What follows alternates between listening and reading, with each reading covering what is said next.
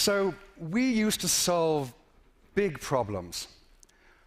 On July the 21st, 1969, Buzz Aldrin climbed out of Apollo 11's lunar module and descended onto the Sea of Tranquility.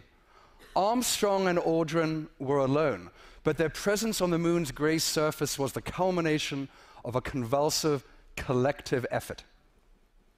The Apollo program was the greatest peacetime mobilization in the history of the United States. To get to the moon, NASA spent around $180 billion in today's money, or 4% of the federal budget. Apollo employed around 400,000 people and demanded the collaboration of 20,000 companies, universities, and government agencies. People died, including the crew of Apollo 1. But before the Apollo program ended, 24 men flew to the moon. 12 walked on its surface, of whom Aldrin, following the death of Armstrong last year, is now the most senior. So why did they go? They didn't bring much back, 841 pounds of old rocks, and something all 24 later emphasized, a new sense of the smallness and the fragility of our common home. Why did they go? The cynical answer is they went because President Kennedy wanted to show the Soviets that his nation had the better rockets. But Kennedy's own words at Rice University in 1962 provide a better clue. But why, some say, the moon? Why choose this as our goal? And they may well ask, why climb the highest mountain? Why, 35 years ago, fly the Atlantic? Why does Rice play Texas? We choose to go to the moon.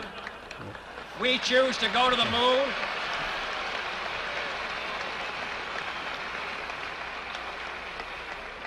We choose to go to the moon in this decade and do the other things, not because they are easy, but because they are hard. To contemporaries, Apollo wasn't only a victory of West over East in the Cold War.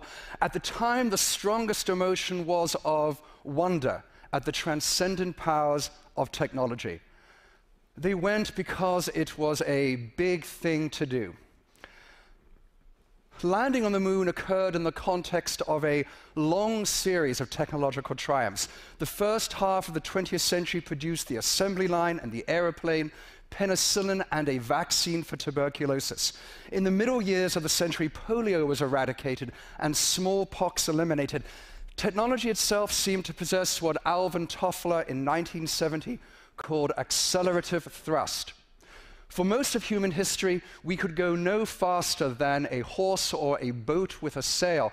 But in 1969, the crew of Apollo 10 flew at 25,000 miles an hour. Created using Powtoon.